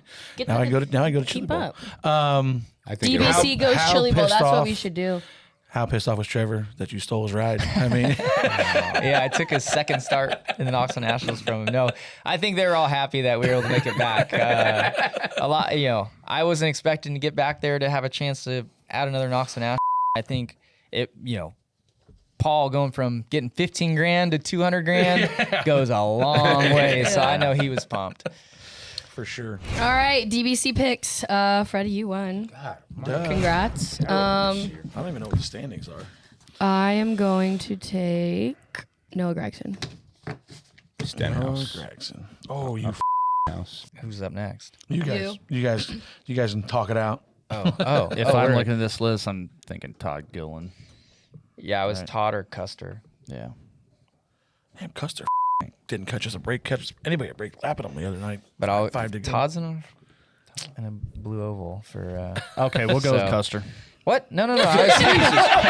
I was saying like. Let him think. I was going to say Todd. Okay, sorry. I Oh was gonna yeah, say because Todd. yeah, Because the Fords just That's they what I was draft thinking. good. Todd in the Father, $1 Million Man. All right. SVG's gonna be safe. Yeah, I feel like this weekend. I'm gonna go. I'll take Riley. Why not? All right. My buddy Riley. I don't know where else I can pick him, so this might be a good one for him. He's always pretty. He's always Which up he front. had a shot at the 500. Yeah, he did. I mean, he was up there pushing For sure. Yeah. All right, guys, it is that time. The Make and Mo merch competition is nearing an end. We have our 10 finalists, and we are going to go through and pick our 5 designs that are going to make it to the website. So we're starting off as I'm assuming that's supposed to be a PBR can that says DBC. Yeah, DBC. Crack one, drop the green. These contests are so hard because like you're trying to balance AI with what's drawn. If you draw something really good, you're probably going to make it. Yeah. At any contest for me. This one is good. It's good. We'll see if we can come back to it. They drew this? That one, no. This one they drew. I love this one. This one's drawn. Yeah, this one's a hand design. You know, I think actually this has designed. to. This one's in. This This has one's to in. We make talked it. about it. We changed the number. Why did we change the number? I don't know. It's interesting. I just want to know the thought process behind the numbers because it went from 13 to 16. It's fine. I don't. The car didn't even need a number, to be honest with you. It's such a badass design. So this one is winning. Yeah, that's got to This make one it. is in for sure. I think I know why they changed the number. DBC started in 2016, I believe. Oh yeah, that's probably true. Maybe. Yeah, Yeah. that seems early, but that's probably true. That's probably accurate. Yeah. I don't know. I wasn't there when it started. So I like this one. I like this Oh one yeah, too. established 16. There you Yeah, go. there you go. This one has our names on the bottom. This is a good one. I think this one's better than the DBC can. Because it looks like it's a little bit closer to drawn. Still doesn't beat the last car though, so I don't want to have too many cars. Everyone's a spotter on Monday. I like that one. Everyone's a spotter on Monday. It's pretty accurate. I need that because everyone says I'm not a spotter and I shouldn't be on this show. So You just wear that every Monday. Just wear that That'd be every- good. So I you like guys- that one. That one's vaulted into the top 3 or 4 there. that's a good one. Yeah. We're not I've using had it. enough of you. Can we print? This is definitely AI. We just need one of these for Tommy. Can we print cuss words on T-shirts? Are we allowed to do that? Yeah, that one's a little too AI for me. Damn. If we can get clearing from whoever, this has my vote, but I don't know that we can. Yeah, unfortunately, I think we're gonna have to pass. This one would sell for sure, but I think we're gonna have to pass on that one, unfortunately. I like the anti-toaster toaster club. Yeah, I do like too. it a lot. Tommy doesn't like it because Tommy's 87 years old and doesn't know what anti-social social club is, but it'll sell. So I like that one, and it's original. That it's has my original. vote. It's an original It ain't design gonna too. sell. It's original. Well, design. it's going to sell at least one because I'm buying one. Oh yeah, a whole $4. You wish you That's had $4. what the shirt's gonna look like. I like that. Yeah, I like so it. I think that one's in, just because it's original and it's fun. I like this. That one's good. Yeah. Keychain, I or like not that the one. keychain. I like It's I like like a, the still there in the mirror, like you Yeah. know, like when you're driving out a car now, that it gives Still you a there. warning. It's a good spotter That one. was some thought. That took some thought. I like it. Yeah, I like that one. That one's in the top 5 for me for sure. Yep. Muppet Tom. I guess that's me in a New York hat back there. Yeah. That's one we could maybe turn into like a coloring page for the kids. I Yeah, think we I need said that This one. coloring. We need that one with give the granddaughter there. Yeah. Our color. Oh yeah, that's what we want. I like this Oh, one. I do. This one's in for sure for me. I saw this one the other day. Talk dirty. I didn't see this one. Hey. It says talk dirty to me with the reaction theater number. If we choose this one and we That's a good one. If we choose this one and we do it, can I be the lipstick? Can we do my your lipstick? lips? Yeah, sure. Bathing toaster club. Bathing toaster. Blaney fans would buy that. Blaney fans would probably buy that. I We saw a think- guy with a big blanket the other night. Yeah. Tom. That show we did the other night went great, and the guy had a huge Blaney toaster. Yeah, it was pretty funny. Tommy Baldwin. Social security tour. What's this? Break Tommy's balls T-shirt? Hey, I haven't seen any Fat Freddy ones. I'm doing good. Oh, The God. people that do your shirts are much more creative than the people that with me, I guess. I just need that for me, to be Yeah, honest. I love that one, but it's probably not going to make the top 5, I don't think. And that was the last one. That was How the last come I one. didn't see these Tommy Baldwin ones when I was getting to pick them? We had a couple late submissions after our Yeah, last I bet. episode. Yeah. Obviously, we saw the Muppet one. That was a little too AI for T-shirts, but we'll do something with it. But I think it's got to be The car. the car is definitely up there for me. The Talk Dirty to me is one of my favorites. The mirror. Mirror. The mirror was really good. That's the best one. You like that one the best.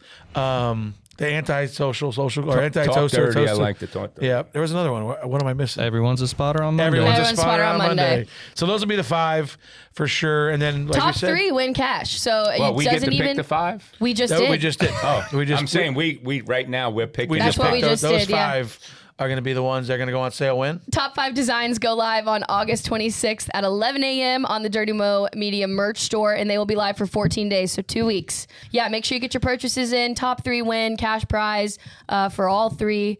$200 to the winner. I'm honestly excited to see what our fans' feedback is on them and which one actually wins, because I have a feeling which one we think it might be. We might end up surprised. So There's two that I think are going to win. I won't say which one. Obviously, I've said them a couple of times on here, but I love that car one. I'm going to say that right now. That car one's badass. Yeah. But I'll be wearing all of these at some point. I'm getting Tommy the near future. antisocial one.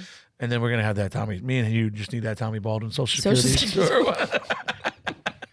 But thank you guys for chipping in. These great. We had a load. Collect Social Security yet? You got to be getting closer. 87 years old now. But thank you guys for all the submissions were really good. There was a load of them. It's always fun. We had to weed some out. There was a lot of AI, but we tried to do the best we could with some of the most original ones. And we also could do a lot more if we didn't have a legal department. yes. There was a problem there with some of the Dirty Mo DBC fans specifically. There was stuff we could never put on a T-shirt, but we appreciate you guys for trying anyway. All right, guys, it's time to get into weekend winners, and I know we've talked the past couple shows about having a winner on and maybe talking to some of those guys. So this weekend we have John McKennedy on from the Wheel and Mod Tour win at Loudon. Welcome to Door Bumper Clear. Yeah, thanks for having me on. Big fan of the show. Watch you guys all the time. So thanks for having me on. We decided we were going to do this, we talked, me and Tommy been talking about it with Dalton and everybody, like we want to spice this up a little bit, talk to somebody, be either a big win, a good story, whatever it was, and you just happen to check all the boxes, because I think the modified tour race at Loudon is probably one of the best races of the year, and I know it's something that you've been trying to win for a long time, came so close so many times in Tommy's car. How rewarding was it for you to finally seal the deal and get that win done Saturday? Oh, it was big. It was, in a way, it felt like a big weight off my shoulders. Like you said, I was close a few times driving for Tommy. I was very fortunate, lucky. Tommy gave me the opportunity to drive his car there a few years, and he always gave me a great car. I was always so close, and I couldn't close the deal. A couple times there on the white flag, 2 to go, would be leading, I'd be second. So yeah, to win it this past weekend was just huge. I thought it was a great race. I watched some highlights of it, and those last 8 or 10 laps, it was like you had that whole top half of that pack literally bumper to bumper, 2 by 2. That could have been anyone's race, I thought. Really, anyone in that top 10 the last few laps. Talk about how because you did it a little unorthodox. You were kind of baiting those guys to go to the outside, then you would just ship it off into the corner. Talk about how on edge you are in those moments where you got to bomb it off in there to get back clear. I mean, you looked like to me you were hanging on for dear life at some points. I was, and it's funny you noticed that, because I went into that a little bit different. Yeah, like I said, I thought if I could break the draft a little bit early, as long as it wasn't too early, and I can keep them to my outside, and as long as I could drive in hard and straight, I knew I could clear them. But yeah, it was tough though. I mean, there was certainly some times my car was on edge, 4-wheel sliding. Sometimes I was loose in. That last lap past there, when I pretty much skimmed across Ryan's front bumper into turn 1 on the last lap, I bottomed out into turn 1, was loose, just about wrecked, but was able to, keep it somewhat in control. And I cleared Catalano off of 2, and luckily they all kind of stacked up off the corner, and I had a good lead there on the back straightaway. But yeah, it's a tough race. Physically, I feel great. Mentally, though, sometimes it's just draining because there's so much going on. The spot is a huge part of it. Joey Campbell spotted for me this past week and did an awesome job. Joey spotted with me when I drove for Tommy for a year, so it's cool to have him back. Yeah, he was a huge part of that win. Talk about your season as a whole. Obviously, you're doing a lot of racing, running the Super still. You went Friday night, ran second at Lee. Like, how hard is it to adapt to these race cars when you're getting in and out, different series, different tires, modified, the MRS stuff, the tri-track stuff, whatever it is, and then you get out and go in a Super somewhere. Like, just talk about how versatile you got to be up there doing all the different stuff you're doing. Yeah, it's certainly challenging. I've been doing it a long time though, since I was little. My dad got me in it when I was young age, and pretty much all the years I've been racing, I've driven a lot of different open wheel stuff. I've been pretty active every year, just racing as much as I can. And each car certainly has its challenge, right? I mean, I always say one of the hardest things about a big block super modified is, it's extremely light, and that car has almost 70% left side weight. And it's a car that's really easy to overcorrect when that thing gets loose. It just wants to bite off the left rear and go dead right.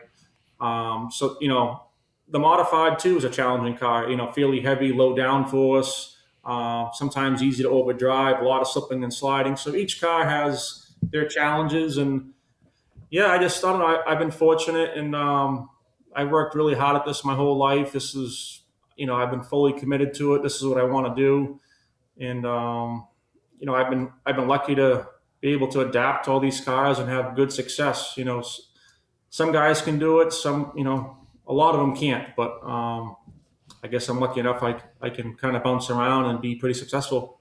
I know here we are in almost September now, right? We're getting a week or two away from September. How many races we got left on the schedule? Because I'm sure it's a lot. Yeah, the modified tour, I think there's 4 or 5 left. And, I still got a handful with the Monaco tri-track series, as well as some super modified stuff. So roughly probably, I'd say 12 or 14 races left. Yeah, and it'll be snowing up there soon. Man, we really appreciate you jumping on here. We like to do this, man. It really helped me and Tommy out a lot, because obviously we've both worked with you, Tommy, obviously for a little bit longer. I've spotted a couple races for you, and it helps now that we kick off this weekend winners where we start talking to somebody, and it helps. It's a modified guy for one. I promise for the people down here, we will put subtitles on this for anybody that doesn't understand what New England accents sound like. He's got one of the worst. Well, I mean best. I should say best. Jeez. Is it that bad? No, it's great. It's great. Nobody under here is going to have any idea what he said, but it's fine. But no, man, John, we really appreciate it, man. Congrats again. I know how much that win meant to you. I could see in victory lane. I can kind of see you're not real emotional. You're never really an emotional guy, but I could see in your face when you got out of the car Saturday in victory lane. That one really meant a lot. Yeah, for sure. And thanks for having me on again, guys. It's been fun. Hopefully we get to do it again soon. Yeah, man. Win some more big races. We'll try. All right, brother. Have a good one. Bye, man. Thanks. All right, thanks, John, for joining us. We'll get back into the rest of our weekend winners here with Corey Day winning Friday at Tulare and Saturday at Placerville. Aaron Reitzel wins Thursday at Santa Maria. High limit racing. High limits. Top of the boards these days. Yeah. Corey's okay from everything. Just go out there and kicks everybody's ass. Dude, he flipped. He had hard a big at wreck Santa the other Maria. day. Yeah. Seemed like he bounced back okay. Kyle Busch Invitational. Preston Wisely wins the Legends. Carson Sherman wins Bandos. I loved seeing all the content from that all weekend. Some super sweet photos came out of that. Cars Tour. Carson Lofton gets his first late model stock win. Shout out Carson Lofton. Badass race. That was a good race. Another first-time winner, Brody Monahan, in the pro late model division. Figure out his shifting issues. Bless him. I told him Wilkesboro. at intros, I was like, buddy, are you going to be able to shift this weekend? My He's like, man wrecked the whole field like 3 times, missing shifts to the point where they like in a late model. Dude, it's in tough. a pro. They're tough to shift. Well, it was second, third, fourth for that race. Yeah, we were at Hickory. So he was kind of. I missed a lot when I ran that one car. So I'm like grinding. I can't figure it out. I'm like, you ran Caraway, right? Yeah. Oh God, that was the choice, anyways. Like they're like long. Can't reach. It's so slow. They've gotten a little better since then. You gotta use the clutch. I'm like, what is this? All right, Flow Racing Night in America. Hudson O'Neill Wednesday night at Mason City wins. Bobby Pierce Tuesday at Marshalltown. Briggs Danner wins the Bettenhausen 100 at Springfield. Danny Dietrich wins $20K at Port Royal. Aaron Willison wins the Race for a Million Sprint finale at Colorado National. Paul Nienheiser wins the IRA Sprints at Angel Park. Drake Edwards wins Badger Midgets at Angel Park. I'm going to let you hit up Stafford and all of your friends and how you pronounce their names. Marcello Rufano won the SK modified race. I can't do the modifieds. I can't. My buddy Wayne Corey, man. Wayne's been at it a long time. It's good to see him get a win. He's kind of tightened up the points battle too there. He won a late model race. Chris Matthews has been running SK Lights for 37 years. He won again on Friday night. Dwayne Provost won the limited race. PJ Evans somehow beat Ryan Waterman. I didn't see that race at all. In the street stocks, Bowman Gray, Brandon Ward, and Zach Orr, the winners. It rained about halfway through the show. Burt Myers won his 12th modified championship over there. It's usually either Burt or Tim, it feels like. Billy Gregg, Brad Lewis, and Steven Sanders, all first-time champions over there. So that was cool to see. Some random ones. By the way, all of that stuff that we just read off was on Flow this weekend. So if you don't have your Flow subscription, I don't know what you're waiting for. But to get back to some more random ones, did you guys see who won the IROC race by any chance? I don't know. The Hendrick Motorsports mentioned it. Does that come from what the hell was that thing everybody bitched about? See him after the race? He's a little wore out. Really? Yeah. What the hell was that thing everybody was the road course racing? Was it Test Track or some shit we were all bitched about years ago with the old car? Jeff Gordon swept the IROC races in the DC Capital race. Who won the IndyCar race? I don't have it. Kyle Kirkwood. American. We kept it in America. Yeah. Attaboy, Kyle. I think he dominated too. Sheldon Hottenchild and Logan Schuchart won. Sheldon won at Ogilvie. Schuchart won at Jackson on Saturday. The World Outlaw Late Models was Bobby Pierce, surprisingly enough, won again. He won the Hawkeye 100. I think they said that was a single season record, 19 wins for the World Outlaw Late Models. Hudson O'Neill won at, maybe Kyle, you can help me with this one. Do you have any idea where that is? Maquoketa? You know where you've ever raced before? Maquoketa. Bubba Pollard won at Cordele. You haven't run any late models this year, have you? Not in a couple years. Really? Yeah. How good is that car? Because Hudson now is driving Rumley. It's just, I feel like they're the fastest thing every time they show up somewhere. Yeah, they're definitely in contention, so I might have to get back in. I just randomly saw a clip. It had to be, must have been, when did you win an Allgaier's car at, was it Knoxville? Was that probably 21 or 2? Like I just randomly saw a clip the other day and I'm like, it's that thing had more grip than the late model. Really? Yeah, it was weird. It was fun. That was cool. Other than that, Thomas, what you got going on this week? Gonna put some new spark plugs in the modified? Yeah. Yeah, I'm actually going to go to Daytona for this week, and Luke's running. Where's he running? Pensacola. Oh, I thought you were talking about Daytona. I was running Pensacola Friday night in the late model. What else with Carson? We're off for a couple weeks. Yeah, Cars Tour is off this weekend. However, y'all know I can't stay home, so I have signed myself up to go to Indy to pick up a new trailer for Cars Tour, and I'll go to SmackDown while I'm there for the weekend. And so I am excited for that. I haven't been to SmackDown probably since SmackDown's sick. I wasn't 21. Really? So where's it should at? be fun. Kokomo. Oh, that sounds like a frolic. Yeah, problem. Sure is. I made the mistake. There's a karaoke night there too. I think it's on Thursday or Friday night. Kyle, you have your winter planned out? What you doing racing wise? Not a whole lot of racing. Probably. Let's see. I'll probably run Placerville in the midget. I think we'll have sprint cars there too, and then I'll do Turkey Night, and then Tulsa Shootout, Chili Bowl, and.